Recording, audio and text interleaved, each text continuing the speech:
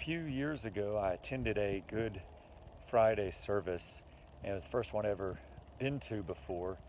It was just portraying the life of Jesus and his death, and every scene that unfolded from his betrayal to the trial to the crucifixion. Each scene got darker and darker until finally the crowd, we were almost sitting in total darkness. And then at the end, after Jesus Christ died, we left the sanctuary in total silence. There was no talking, there was no triumphant message. We were just leaving to ponder the death of Jesus Christ. That Jesus was a man with breath and skin and bones and blood. Not only was he the Son of God, but he was also the Son of Man, who gave his life to redeem us from our sins. So this service, it really got us thinking about the weight of the cross, and that Good Friday is a day of reflection of what Jesus suffered and what he went through at Calvary. Then Jesus went with his disciples to a place called Gethsemane, and he said to them, "Sit here while I go over there and pray." He took Peter and the two sons of Zebedee along with him, and he began to be sorrowful and troubled. Then he said to them, "My soul is overwhelmed with sorrow to the point of death. Stay here and keep watch with me." Going a little farther, he fell with his face to the ground and prayed, "My Father, if it is possible, may this cup be taken from me, yet not as I will, but as you will." Then he returned to his disciples and found them sleeping. "Couldn't you men keep watch with me for 1 hour?" he asked Peter. "Willing, but the flesh is weak." He went away a second time and prayed, "My Father, if it is not possible for this cup to be taken away unless I drink it, may your will be done."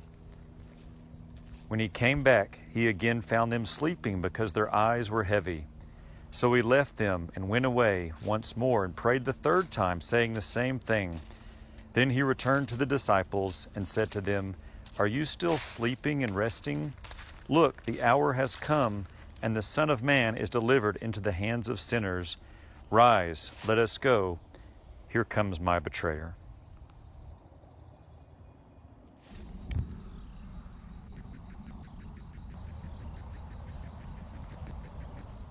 Then the governor's soldiers took Jesus into the praetorium and gathered the whole company of soldiers around him.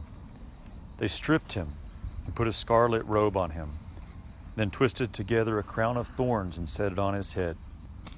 They put a staff in his right hand. Then they knelt in front of him and mocked him. "Hail, King of the Jews," they said. They spit on him and took the staff and struck him on the head again and again. After they had mocked him, they took off the robe and put his own clothes on him. Then they led him away to crucify him. 2 rebels were crucified with him, one on his right and one on his left. Those who passed by hurled insults at him, shaking their heads and saying, "You who are going to destroy the temple and build it in 3 days, save yourself. Come down from the cross if you're the Son of God." In the same way, the chief priest, the teachers of the law, and the elders mocked him. "He saved others," they said, "but he can't save himself.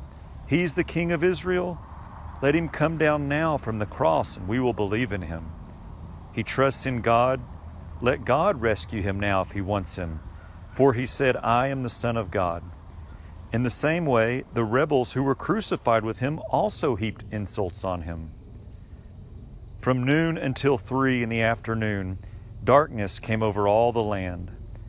About 3 in the afternoon, Jesus cried out in a loud voice, "Eli, Eli, lama sabachthani," which means, my God, why have you forsaken me?" When some of those standing there heard this, they said, "He's calling Elijah." Immediately, one of them ran and got a sponge. He filled it with wine vinegar, put it on a staff, and offered it to Jesus to drink. The rest said, "Now leave him alone. Let's see if Elijah comes to save him." And when Jesus had cried out again in a loud voice, he gave up his spirit.